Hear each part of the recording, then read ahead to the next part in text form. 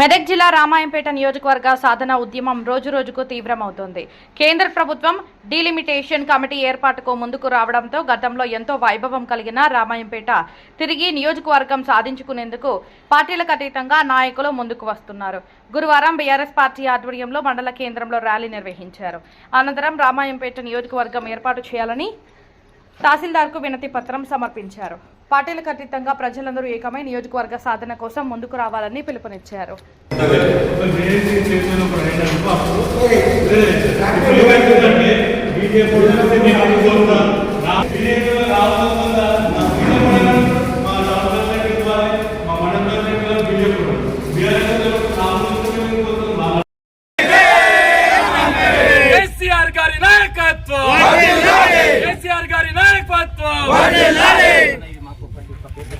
ఇక్కడ ఎంఆర్ఓ ఆఫీస్కి రావడం జరిగిందండి. మేము ఒక మెమోరాండం అనేది సబ్మిట్ చేసినాము.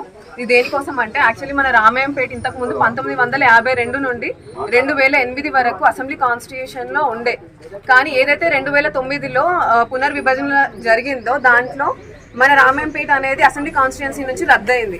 సో ఇప్పుడు మళ్ళీ మనకు అవకాశం వచ్చింది. ఇప్పుడు మళ్ళీ ఆ రీపార్టిషన్ భాగంగా పునర్విభజనలో భాగంగా మనం మన రామాయంపేటని అసెంబ్లీ కాన్స్టిట్యుయెన్సీగా చూసుకోవాలి అనుకుంటే మీ ప్రతి ఒక్క అన్ని పార్టీల వారు, అన్ని సంఘాలు, ప్రజల సంఘాల వారు మొత్తం అందరూ ప్రజలు కలిసి కట్టిన మనం పోరాటం చేస్తే తప్ప ఇది మనకు రాదు.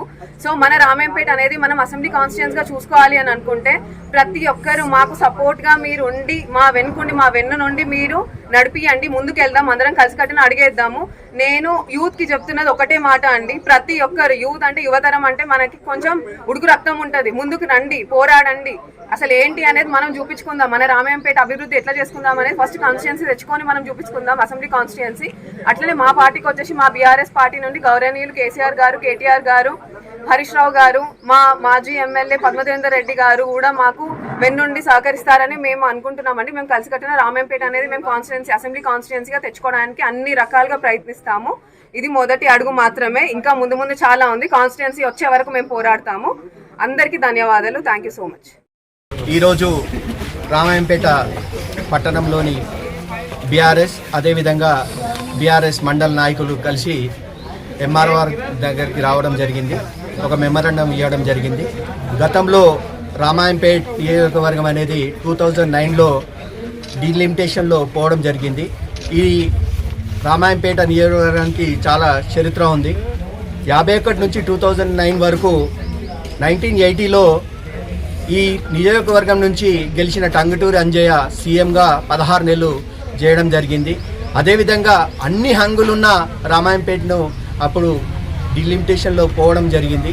ఇప్పుడు మాత్రం తప్పనిసరిగా అన్ని పార్టీలకు చెందిన కాంగ్రెస్ కానీ, బీజేపీ కానీ, బీఆర్ఎస్ కానీ, సిపిఐ కానీ, విభజన నాయకులు కానీ, కుల నాయకులు కానీ, కుల సంఘాల అధ్యక్షులు కానీ, కులాలు ప్రతి కులం కూడా దీంట్లో సపోర్ట్ చేస్తుంది.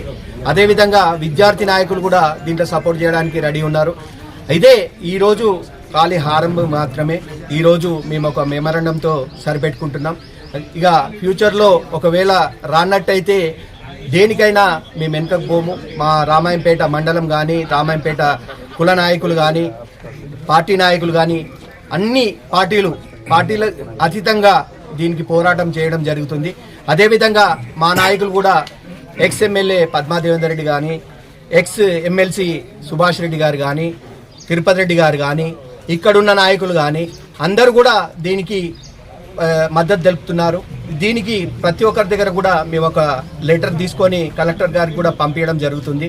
అదేవిధంగా కాంగ్రెస్ వాళ్ళు కానీ, కాంగ్రెస్ స్థానిక ఎమ్మెల్యే గారు ఉన్నారు కాబట్టి అతని దగ్గర కూడా కాంగ్రెస్ నాయకులు ఒక మెమరాండం తీసుకోవాలి. అదేవిధంగా బీజేపీ నాయకులు ఉన్నారు కాబట్టి, ఎంపీ గారు ఉన్నారు కాబట్టి ఆయన దగ్గర కూడా మెమరాండం తీసుకోవాలి. ఇది ఖచ్చితంగా మనకు అందరికీ అవసరం కాబట్టి అందరం కూడా దీంట్లో పాల్గొనాలి. ఒకవేళ ఎవరైతే పాల్గొన్నారో వాళ్ళు రామాయంపేట చరిత్రహీనులుగా మిగిలిపోతారని తెలియజేసుకుంటూ ఇది ఖాళీ ఆరంభం మాత్రమే. ముందు ఇంకా చాలా కార్యక్రమాలు ఉంటాయని తెలియజేసుకుంటూ జై తెలంగాణ. మన ప్రియతమ నాయకుడు ప్రధానమంత్రి మోడీ గారి అధ్యక్షతన కేంద్ర మంత్రిమండలి డీలిమిటేషన్ ప్రక్రియ ప్రారంభించాలని నిర్ణయం తీసుకొని మన మంత్రిమండలి ఏకగ్రీవ తీర్మానం వెల్లడించడం జరిగింది. దాంట్లో భాగంగా దేశవ్యాప్తంగా పార్లమెంట్ నియోజకవర్గాలు, శాసనసభ నియోజకవర్గాలను విభజించి కొత్త నియోజకవర్గాలు ఏర్పాటు చేయడానికి నోటిఫికేషన్ వేయడం జరుగుతుందని చెప్పడం జరిగింది. అందులో భాగంగా మన ప్రాంతానికి వచ్చినట్టయితే రామాయంపేట అసెంబ్లీ నియోజకవర్గం 1951 నుంచి 2009 వరకు ఉండే. కానీ కొన్ని అప్పటి జరిగిన రాజకీయ పరిస్థితుల నేపథ్యంలో నియోజకవర్గాన్ని కోల్పోవడం జరిగింది. అటువంటి పరిస్థితి మళ్ళీ పునరావృతం కాకుండా ఖచ్చితంగా మన నియోజకవర్గం మళ్ళీ పునర్వైభవం దిశగా ఏర్పాటు చేయాలని ప్రభుత్వాన్ని కోరుతూ నిన్నటి నుండే స్పందించి ఈ ప్రాంతంలోని అన్ని రాజకీయ పార్టీలు స్పందించాలని కూడా బీఆర్ఎస్ పార్టీ తరఫున విజ్ఞప్తి చేస్తున్నాం.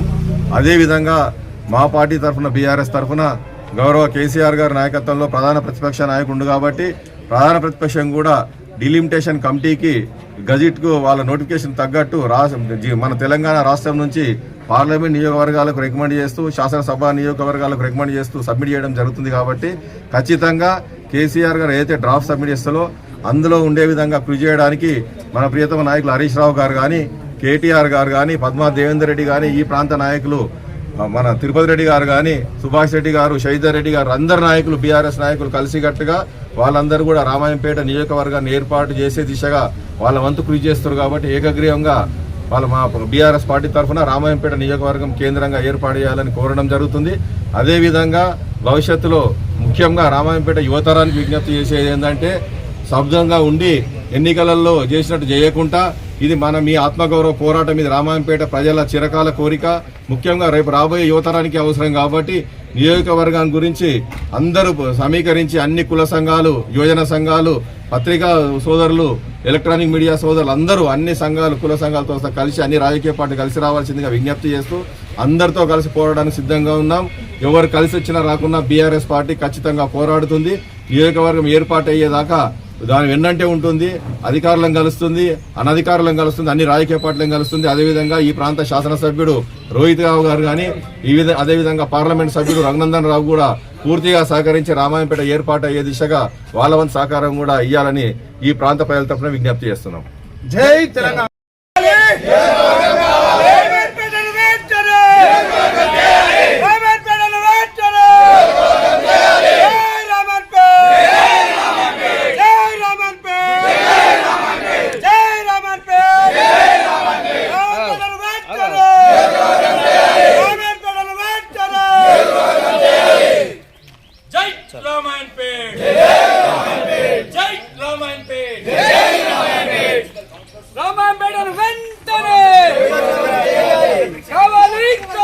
అన్న ఇంకా మీరు కొద్దిగా నియోజకవర్గం